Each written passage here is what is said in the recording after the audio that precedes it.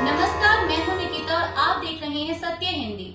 चलिए एक नजर डालते हैं अब तक की सुर्खियों पर। ओडिशा के बालासोर जिले की एक कॉलेज की छात्रा जिसने एक शिक्षक के खिलाफ यौन उत्पीड़न की शिकायत दर्ज कराई थी, ने शनिवार को संस्थान परिसर में कथित तौर पर खुद को आग लगा ली और 90% तक जल गई। पुलिस द्वारा यह जानकारी दी गई है। पीटीआई के मुताबिक उसे बचाने की कोशिश कर रहे एक अन्य छात्र को भी चोटें आईं और दोनों को जिला मुख्यालय अस्पताल ले जाया गया।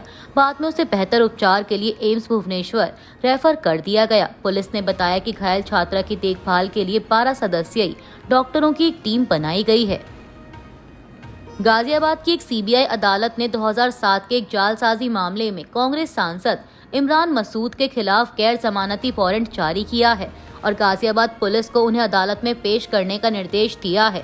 पीटीआई के मुताबिक इस घटनाक्रम की पुष्टि करते हुए सरकारी वकील आदेश कुमार त्यागी ने शनिवार को बताया कि यह मामला 2007 में सहारनपुर नगर पालिका के कार्यकारी अधिकारी द्वारा मसूद के खिलाफ भारतीय दंड संहिता की धाराओं 420 धोखाधड़ी, 467 मूल्यवान प्रतिभूति की जालसाजी, 468 धोखाधड़ी के उद्देश्य से जालसाजी और 471 जाली दस्तावेजों को असली के रूप में इस्तेमाल करना के तहत दर्ज कराई गई प्राथमिकी से उत्पन्न हुआ है। त्यागी के अनुसार ये आरोप 8 मार्च 2007 को 40 लाख रुपए की धोखाधड़ी वाले लेन देन से जुड़े हैं, जब इमरान मसूद सहारनपुर नगर निकाय के अध्यक्ष थे। अमेरिका के राष्ट्रपति डोनाल्ड ट्रंप ने यूरोपीय संघ और मैक्सिको से होने वाले आयात पर 1 अगस्त से 30% टैरिफ लगाने की घोषणा की है। उन्होंने चेतावनी दी है कि अगर अमेरिका के किसी भी ट्रेडिंग पार्टनर ने जवाबी कार्रवाई की तो वह और भी अधिक टैरिफ लगाएंगे। बता दें कि 27 सदस्यों वाले यूरोपीय संघ अमेरिका का सबसे बड़ा व्यापारिक साझेदार है। इस हफ्ते की शुरुआत में यूरोपीय संघ ने 1 अगस्त से पहले अमेरिका के साथ एक समझौते पर सहमति बनने की उम्मीद जताई थी।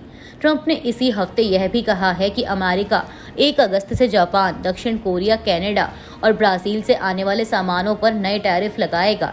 अमेरिका के कई अन्य व्यापारिक साझेदारों को भी इसी हफ्ते इसी तरह के पत्र भेजे गए हैं। मैक्सिको को लिखे गए पत्र में ट्रंप ने कहा कि यह मेरे लिए एक बड़े सम्मान की बात है कि मैं आपको यह पत्र भेज रहा हूं, जो हमारे व्यापारिक संबंधों की मजबूती और प्रतिबद्धता को दिखाता है। इसके साथ इस तथ्य को भी दर्शाता है कि संयुक्त राज्य अमेरिका ने मैक्सिको के साथ मिलकर काम करना जारी रखने को लेकर अपनी सहमति जताई है। पत्र में आगे लिखा गया कि दोनों देशों के मजबूत संबंधों के बावजूद अमेरिका ने मैक्सिको पर टैरिफ इसलिए लगाए हैं ताकि देश में फैले फेंटेनाइल संकट से निपटा जा सके। यह संकट आंशिक रूप से मैक्सिको की उन कार्टेल्स को रोकने में विफल होने के कारण सामने आया है, जो ऐसे सबसे घिनौने लोगों से बनी है जो इन मादक पदार्थों को हमारे देश में भर रहे हैं। ट्रंप ने पत्र में यह भी कहा कि मैक्सिको सीमा सुरक्षा में मेरी मदद करता रहा है, लेकिन जो मैक्सिको ने किया है वह पर्याप्त नहीं है। मैक्सिको अब तक उन कार्टेल्स को नहीं रोक पाया जो पूरे नॉर्थ अमेरिका को एक नार्को ट्रैफिकिंग के खेल का मैदान बनाने की कोशिश कर रहे हैं, और जाहिर है मैं ऐसा नहीं होने दे सकता। लोक जनशक्ति पार्टी रामविलास ने एक्स पर पोस्ट कर जानकारी दी है कि पार्टी अध्यक्ष और केंद्रीय मंत्री चिराग पासवान को एक इंस्टाग्राम यूजर से जान से मारने की धमकी मिली है। लोक जनशक्ति पार्टी रामविलास ने अपने एक्स हैंडल पर मुख्य प्रवक्ता राजेश भट्ट की ओर से पटना के साइबर पुलिस थाने में दर्ज कराई गई शिकायत का एक स्क्रीनशॉट भी शेयर किया। पार्टी ने पोस्ट में लिखा कि चिराग पासवान को आरजेडी समर्थक और असामाजिक तत्वों की तरफ से बम से उड़ाने की धमकी देना न केवल निंदनीय है, ये आरजेडी के 90 के दशक की मानसिकता को दर्शाता है। लोक जनशक्ति पार्टी ने भारत सरकार और बिहार सरकार से इस मामले में अभियुक्तों को गिरफ्तार कर कठोर कार्रवाई करने की अपील की। साथ ही चिराग पासवान को अतिरिक्त सुरक्षा मुहैया कराने की मांग की है। केंद्रीय मंत्री चिराग पासवान ने भी बिहार की कानून व्यवस्था पर सवाल उठाते हुए शनिवार को एक्स पर एक पोस्ट में लिखा कि बिहारी अब और कितनी हत्याओं की भेंट चढ़ेंगे, समझ से परे है कि बिहार पुलिस की जिम्मेदारी क्या है। वहीं जब आरजेडी नेता तेजस्वी यादव से चिराग पासवान को मिली धमकी को लेकर सवाल किया गया तो उन्होंने कहा कि जाकर प्रधानमंत्री से बोलें कि जंगल राज आ गया है। उत्तर कोरिया के सरकारी मीडिया के अनुसार देश के शीर्ष नेता किम जोंग उन ने यूक्रेन के खिलाफ युद्ध में रूस को बिना शर्त समर्थन देने की बात कही है। उत्तर कोरिया के दौरे पर पहुंचे रूस के विदेश मंत्री सर्गेई लावरोव के साथ चर्चा के दौरान किम जोंग उन ने उनसे कहा कि यूक्रेनी संकट के मूल कारणों से निपटने के लिए रूस के उठाए गए सभी कदमों का वह समर्थन करते हैं।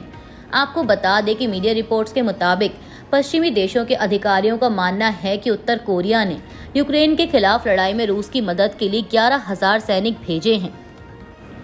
दक्षिणी गजा में स्थित नासेर अस्पताल ने बताया है कि राहत सामग्री केंद्र के पास 24 लोगों की मौत हुई है। घटनास्थल पर मौजूद फिलिस्तीनियों ने बताया कि वे खाने के लिए राहत सामग्री केंद्र पर शनिवार को पहुंचे थे और इस दौरान इस्राएली सेना ने गोलीबारी शुरू कर दी। वहीं इस्राएली डिफेंस फोर्सेस ने कहा है कि उनकी तरफ से हुई गोलीबारी में कोई भी घायल नहीं हुआ है। दूसरी ओर इस्राएली सेना के एक अधिकारी ने कहा कि लोगों को हटाने के लिए चेतावनी के तौर पर गोली चलाई गई थी। गोलियां इस वजह से चलाई गई थीं क्योंकि आईडीएफ को खतरा महसूस हुआ। हालांकि सत्य हिंदी स्वतंत्र रूप से दोनों पक्षों के दावों की पुष्टि नहीं करता है। अभी के लिए बस इतना ही। बाकी की खबरों के लिए बने रहिए सत्य हिंदी के साथ।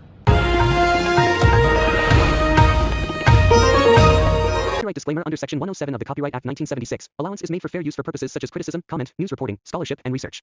Fair use is a use permitted by copyright statute that might otherwise be infringing.